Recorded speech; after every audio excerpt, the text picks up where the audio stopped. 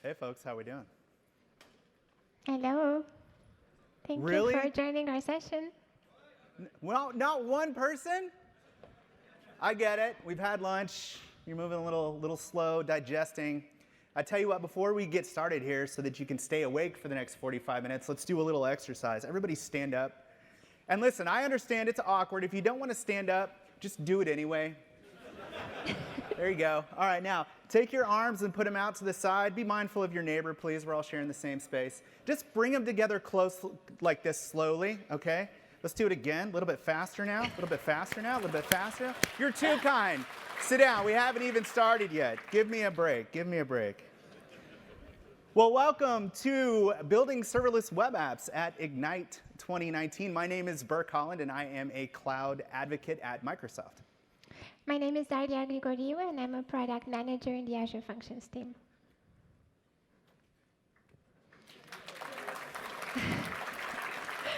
Thank you. We have a question for you this afternoon. It's the kind of question that can keep you up at night. It's a philosophical question.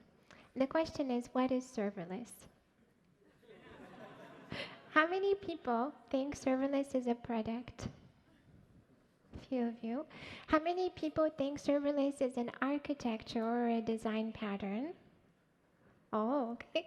More of you. And how many of you think serverless is just a buzzword?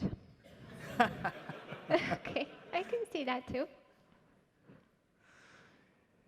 Yeah, so I was definitely in the camp of thinking it was a buzzword. In fact, I'm the one who said it's not important to understand what serverless is, only to understand that it is a word and not be afraid to use it in a blog post.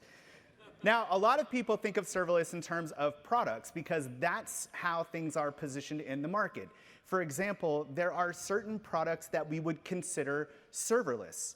In Azure specifically, that's Azure Functions. That is the product that we talk about as being serverless in Azure. But what is Azure Functions, and what is it about it that actually makes it serverless? Good question. Azure Functions is event-driven serverless compute. That means Azure Functions executes your business logic authored in your favorite programming language in response to events. Those events can be traditional HTTP, they can be Event Grid, Event Hub, Microsoft Graph, and a lot more. The results are sent to a growing collection of services that includes Cosmos DB, Storage Blob, Storage Queue, and a lot more.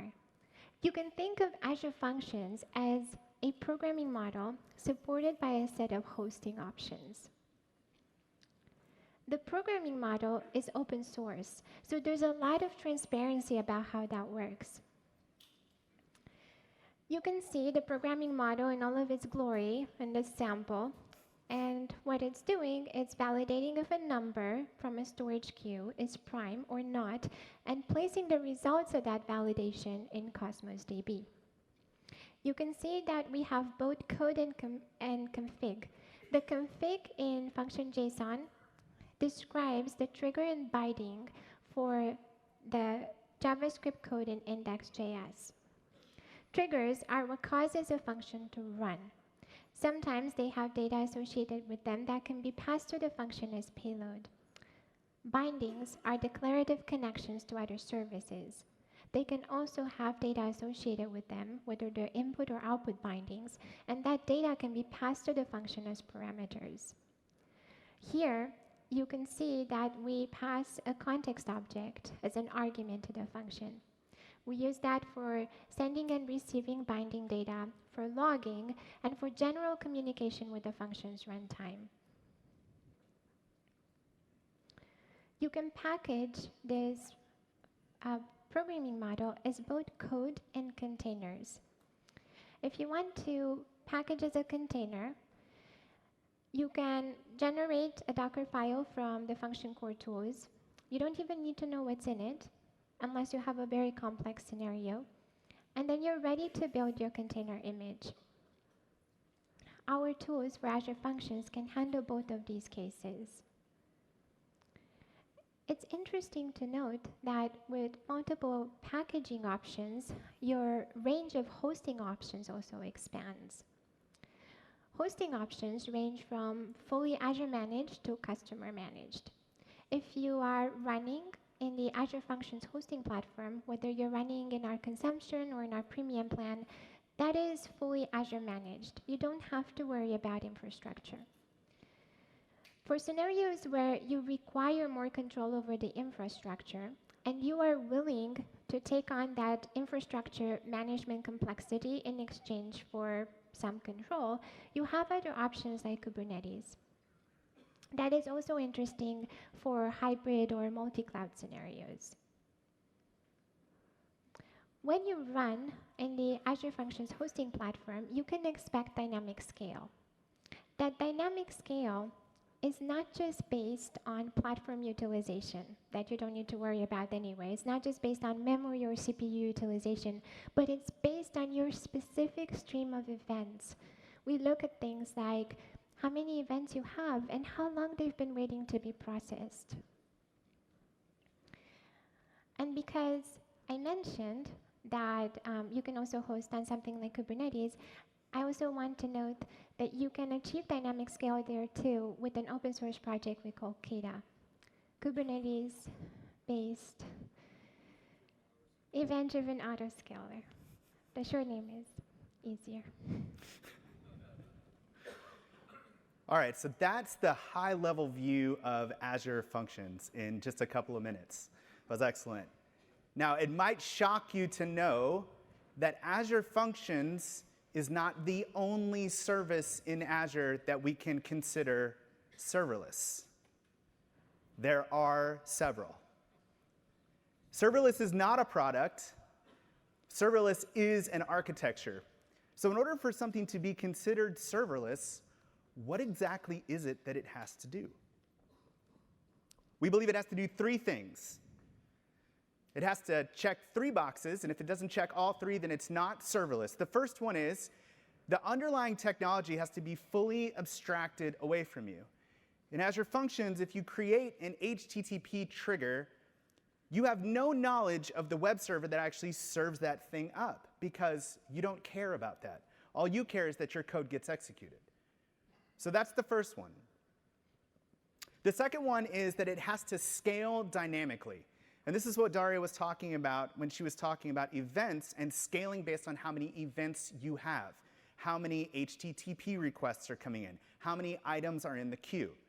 And remember that scaling is both ways. So a lot of times we tend to think about scaling just in terms of going out, but scaling is out and back, including and up to all the way back to 0, which brings us to our third sort of pillar of serverless, which is that you should only pay for what you use.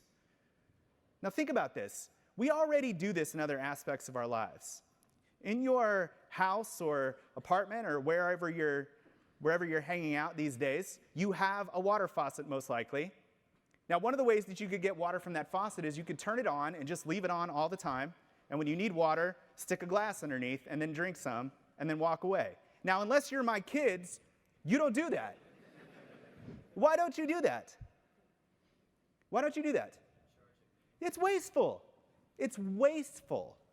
So we can apply the same concept to computing, wherein if you're not using the thing, you're not paying for it. It is a consumption-based service.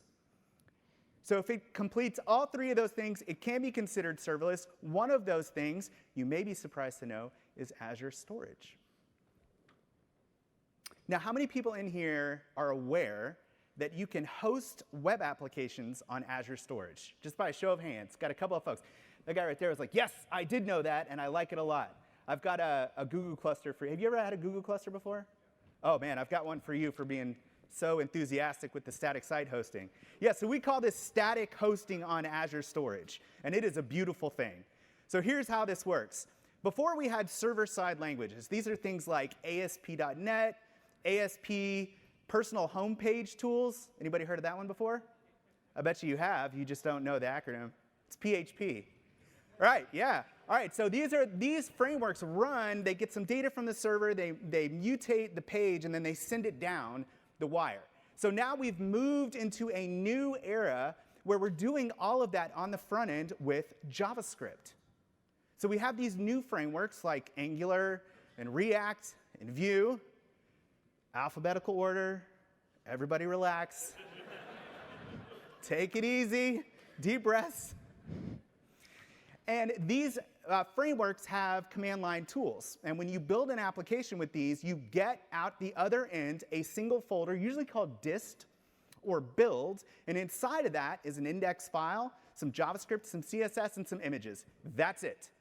That's your application on the front end. And as it turns out, you can host these things in Azure Storage because they are just simple web assets. Now, when you host on Azure Storage, you're only paying for the amount of storage that your site uses, which is basically none, and the egress from Azure Storage. In other words, you're only paying when the site's being used. Furthermore, you don't know how Azure Storage implements the HTTP server that actually serves your site up. And furthermore, no matter how many people access your site, Azure Storage will scale up to serve that, and you don't have to worry about that. Therefore, it is serverless. So if your front end is on Azure Storage, and you build your back end or your API on Azure Functions, you have what we call a serverless web app. Serverless web apps deliver on the promise of the cloud. We just talked about what that promise is in our definition of serverless. That means that they basically abstract most of the underlying infrastructure.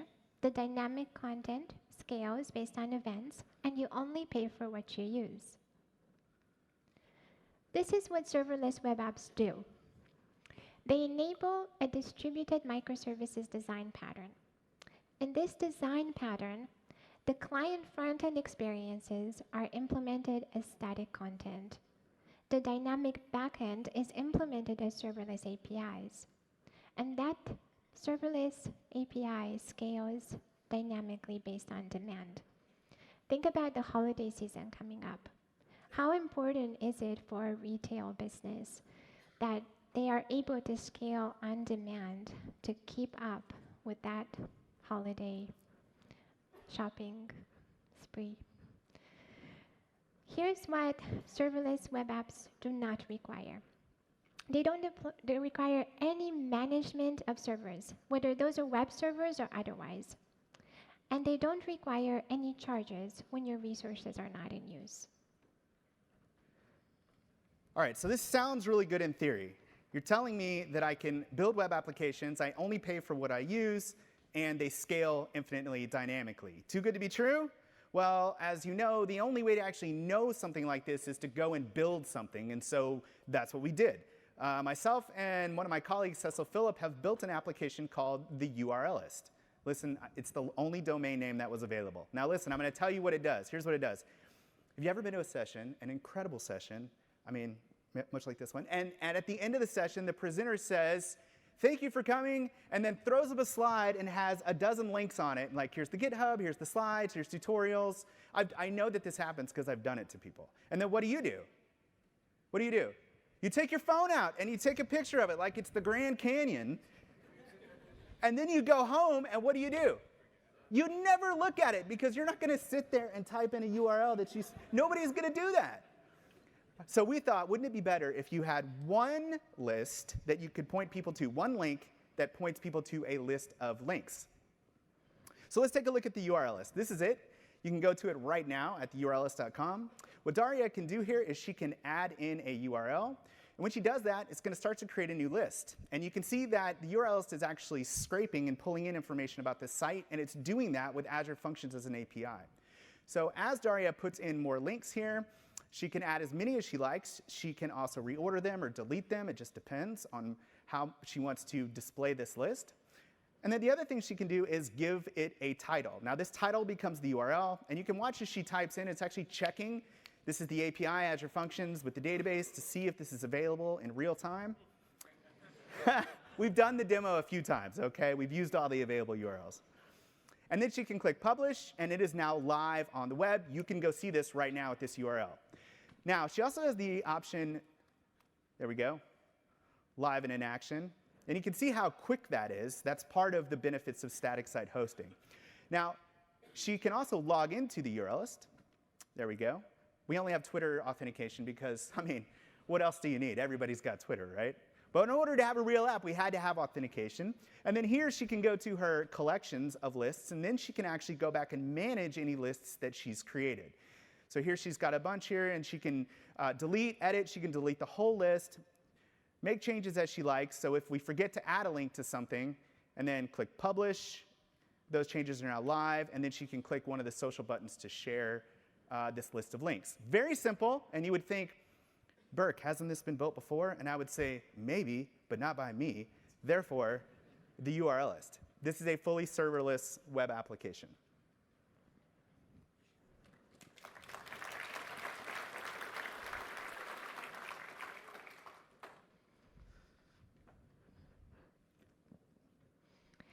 Serverless web apps have a flexible heterogeneous architecture.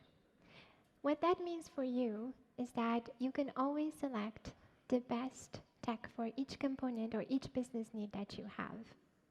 It also means that you can compose those code assets together and you can create more powerful end-to-end solutions. You can develop and evolve each of those components in isolation without disruption to your overall solution.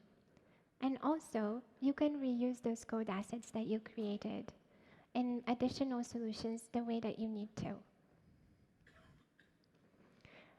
This is how it's looking when we look at the architecture for the URL list specifically. We do have a heterogeneous architecture. You can see that the front end is implemented with TypeScript and Vue, and the back end is implemented with .NET Core Functions. You can also see that we provide auth through Azure Functions. The authentication and authorization features allows you to restrict access to functions based on client identities. You can see that auth path there that we use to do the OAuth dance for you, and then tokens flow through headers in your function calls. Heterogeneous architectures are powerful and flexible, but they also have a little bit of a dark side in that you require orchestrating all of these components. Here, it's front door that brings light to that darkness, and it becomes the entry point for the application, the orchestrator, and the solution for routing traffic. Front door also enables custom domain and SSL configuration, and it distributes content globally at the edge so that you can give your end customers a more responsive solution. All right. So let's take a look at what this looks like on your local development environment as a dev. There's a lot of pieces there. How does this actually play itself out? So in our case, we're using VS Code, and we built the front end in Vue in TypeScript and the back end in C#, all from within VS Code. The front end here, we recommend, we recommend putting both the front end and the back end in the same workspace. This is sort of the pattern that we recommend. However, in the case when Cecil and I did it, we each worked on different pieces, which was nice as well. So in this case, we've got Vue and TypeScript running on the front end, and we've got Azure Functions running on the back end, and we can actually run and debug functions locally. The other benefit that we get from VS Code and this sort of setup here is that we have extensions for all of the Azure services that we're using right within VS Code. So we can do things like examine our functions, deploy static sites, and even check out our database. So let's go ahead and take a look at what that actually looks like. So I'm going to jump over here to my editor, and you'll notice, first of all, that I'm using a light theme. Now, science would say that it's better for your eyes to use a dark theme, but it's 2019, and I don't care about science or facts. So I am just going to come right in here, and I've got this running. You can see all of the different endpoints running here as if Azure Functions was running locally on my machine. And if I come over here, I can actually put a breakpoint here, and then I can refresh this. And this will actually hit the breakpoint inside of VS Code. So I'm building my API that's going to run in Azure Functions, but I have full debug capabilities as if I was running it just completely locally, which is really, really nice.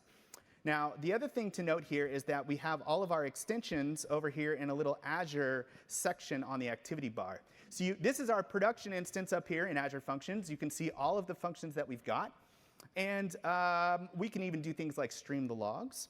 And then down here we have storage. We can create new storage accounts. We could even deploy this application directly to storage. And we would do that by selecting this dist folder, which is where the build puts everything, and just say deploy to static website.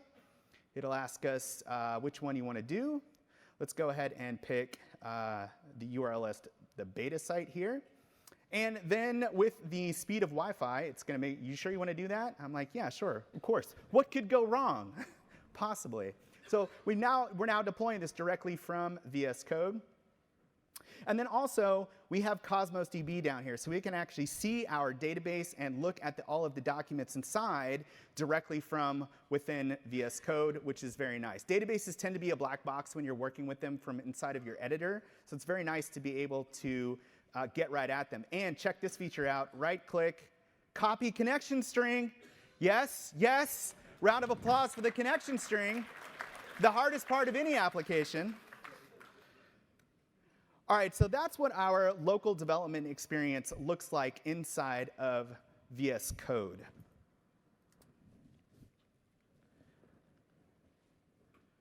All right. Berk, do you really deploy from your editor? No. Sometimes. Never? Twice last week. Once just now. Okay. So I've observed that when Berk doesn't deploy from his editor, he uses some form of DevOps pipeline. You can use Azure DevOps, you can use GitHub Actions, or you can use a pipeline that works better for you.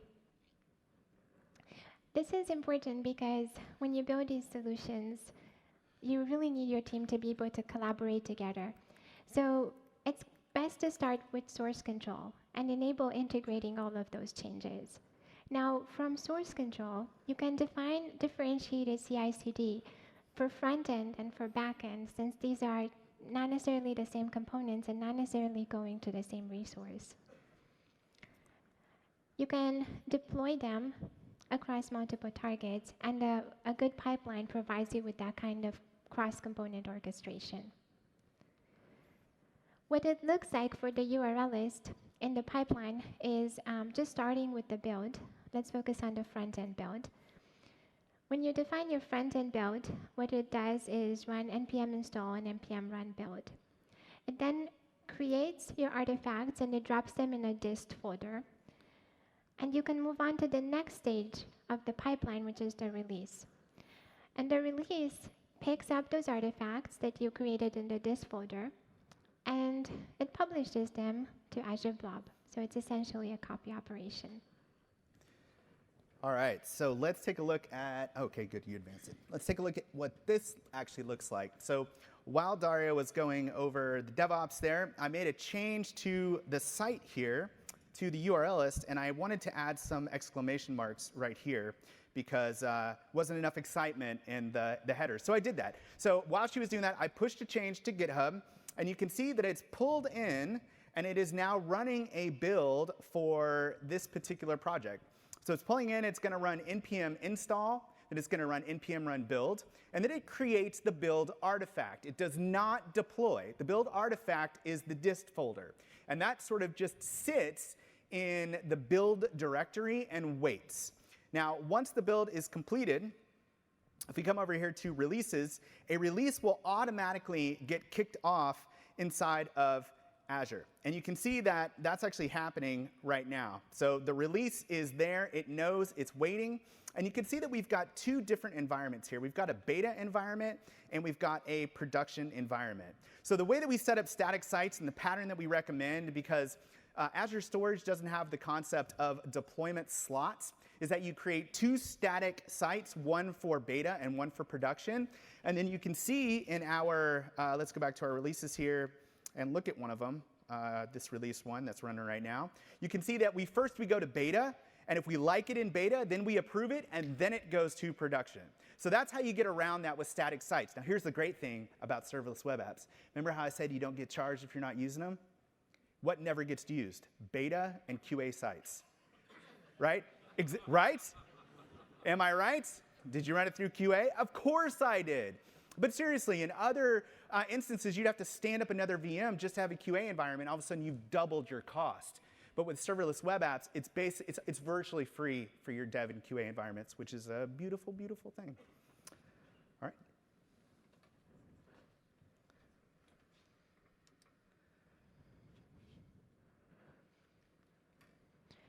We just talked about deploying your content to Azure. So let's just remember what resources in Azure are now hosting your content. The first part is your static content. And we know that we use Azure Storage to serve your static content, HTML, CSS, JavaScript images, directly from the $web storage container. This is a simple but powerful solution, and it works exactly as you would expect it to. If you have a lot of static content on your solution, you can use Azure CDN to optimize the experience for your end users by reducing latency.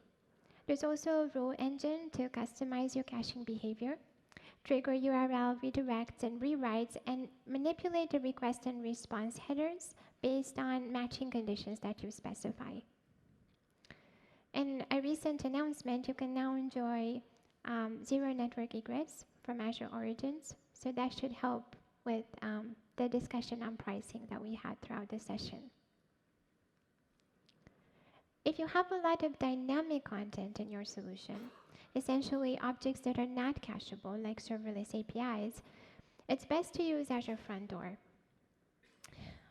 Front Door allows you to load balance the web traffic globally to Azure Front Door points of presence, which is a similar list to the points of presence of Azure CDN, so you can reduce latency. And then you can also leverage the URL-based routing and redirection. That is for your dynamic content. Serverless APIs bring the full power of the cloud to web apps with no web servers required. And as a reminder, they do that by using serverless APIs. Now, these serverless APIs can be implemented in a multitude of languages with a multitude of services on a multitude of hosting options. So how do you make sense of all of that? And how do you manage them all? And one way to do it is by using API management. This is a product that provides you with a unified facade for all of this heterogeneous business logic. You can get API management monitoring and versioning through the control plane, and then there's also the runtime component of API Gateway to serve requests and apply policies. Because API management also has a serverless plan, you can get dynamic scaling and pay-per-action pricing. This is how we've integrated API management with the URL list. You can see that in our architecture diagram, you now have API management, and we have directed all of the calls through API management and imported all of the functions that comprise our APIs. And we can actually look at how this appears in practice. So here we have the functions that comprise the URL list API. Just to focus on one point, there's one for getting links, and we can follow this through in our API management instance. So this is API management, and these are the APIs that we have imported. Here you can see the same thing, get links. Let's just follow that red thread. And I can provide the name of one of my lists, and I can test it right here. So you can see what it looks like. See, that was quick. We got 200, and here is all the information for my list. Now, another interesting thing is that in Azure, you can get the effect of interconnecting all these resources and seeing how calls and information flow through by using application insights. I wired this application insights instance across API management and all of the functions. And we can generate an application map. This application map is configurable, so you can look at all the calls, let's say in the past 24 hours, and you can see right here is my APIM instance. And here is the calls that I'm making for the links API. And not only can you see the functions, but you can also see that they're calling out to other resources like Cosmos DB.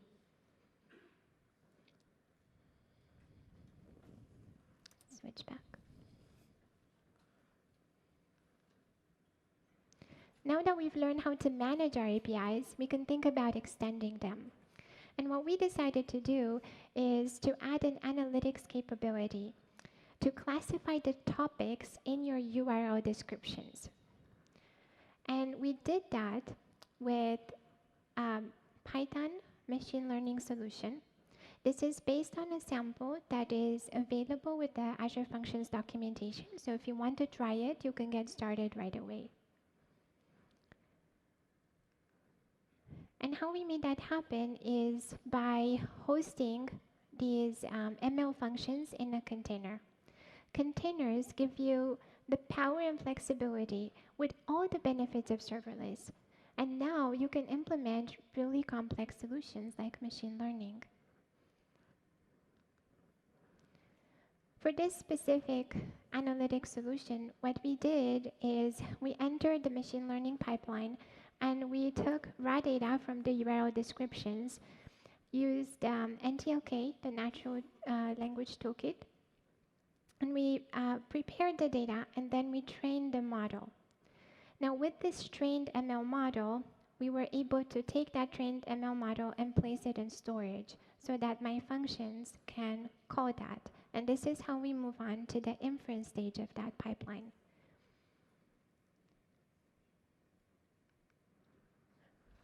And let's have a look at that solution so we can illustrate it.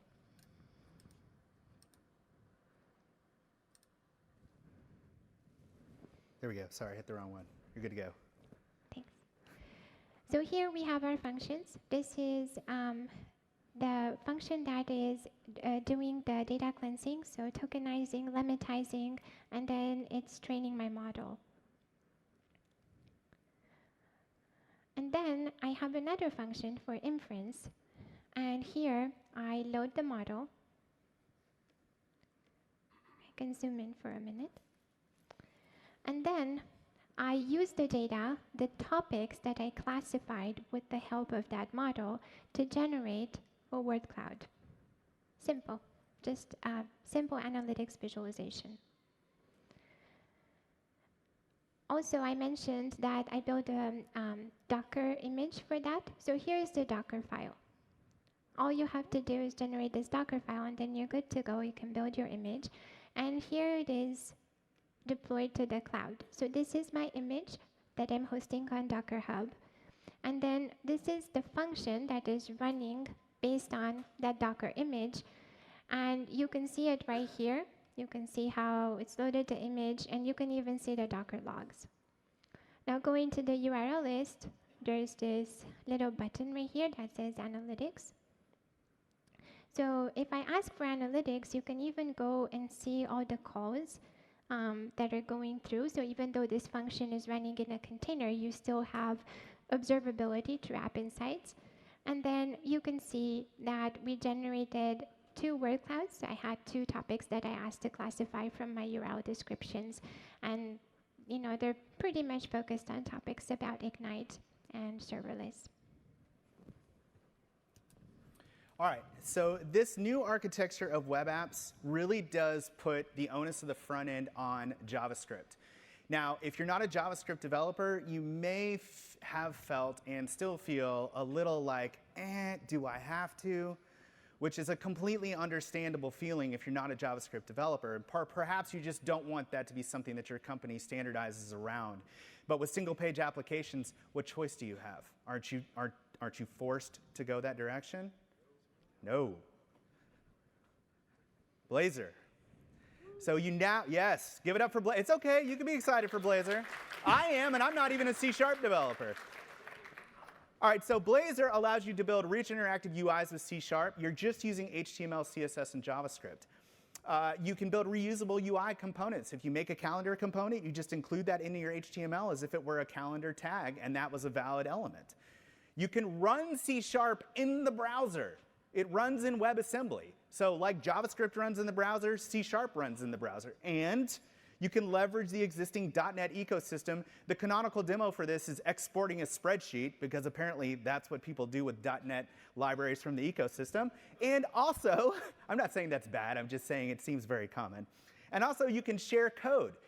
And when people always ask, they're like, share code, what does that mean?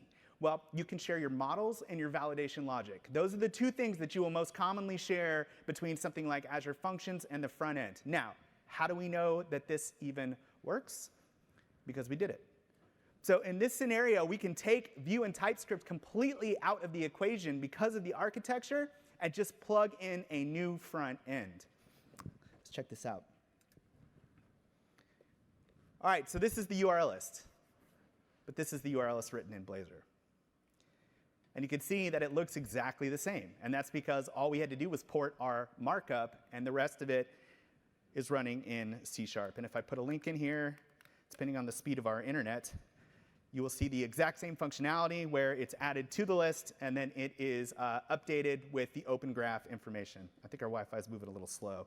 Now, one of the other things I want to show you here is that if I open up my developer tools, watch this. I'm going to open the developer tools here. Let's put them on the right-hand side. See if we can get this to work. Where's my, let's try that again. Let's open them up. The 3 dots. There we go, that's what I was looking for.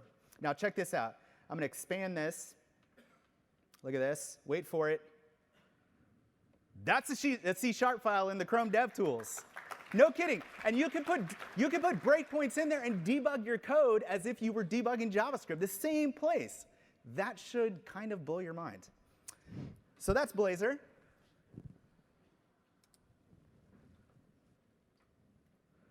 All right.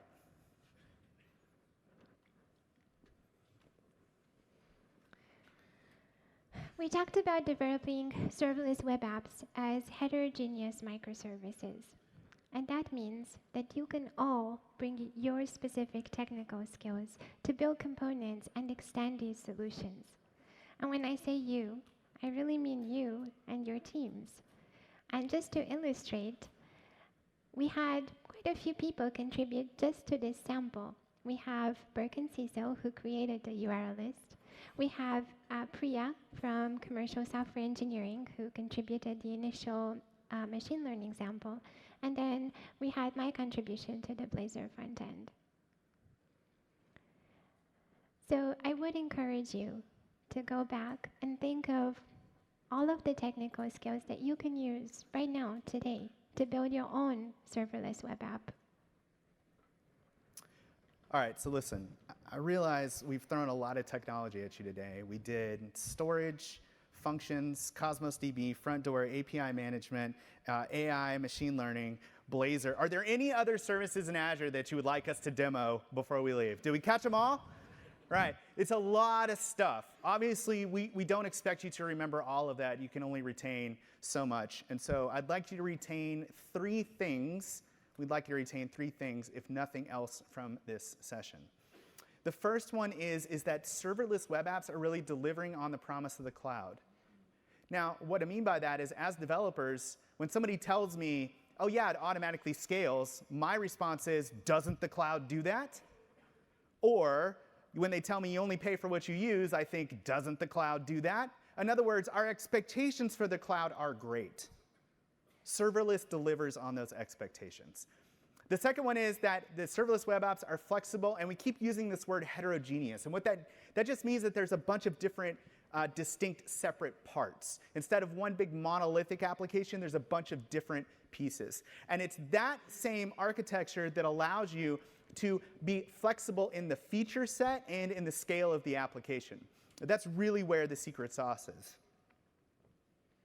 The last one is that serverless APIs, serverless web apps really allow you as developers to harness the full power of the cloud. And that sounds like a very sort of hand-wavy thing to say, but what we're trying to demonstrate that to you by taking something very complex, like a Python machine learning model, and putting it into the application. And it really wasn't that big of a deal from the architecture part. The hardest part was building the model. Putting it into the application was actually relatively easy because of the serverless web app architecture. And this is one of those things where you don't know until you do it, and then you're like, well, shoot, that would be a great change to make, but we can't make it because the architecture won't support it. Because we talked about so many concepts, we wanted to leave you with a list of other sessions where you can go and explore some of these concepts more in depth. Yes, you might have a problem making it to the first session there, but good luck with that. It's going to be great. Lastly, we would like to leave you with your own URL list. So instead of having to take your phone out, all you need to do is remember this one URL. And these will be all of our resources from this session, including all of the code for the URL list. You can have your own URL list. Please evaluate our session. Please, that really helps us. If you enjoyed the session, I'm Burke, this is Daria. If you thought it was terrible, we are Scott Hanselman. So thank you so much for being here today. Thank you.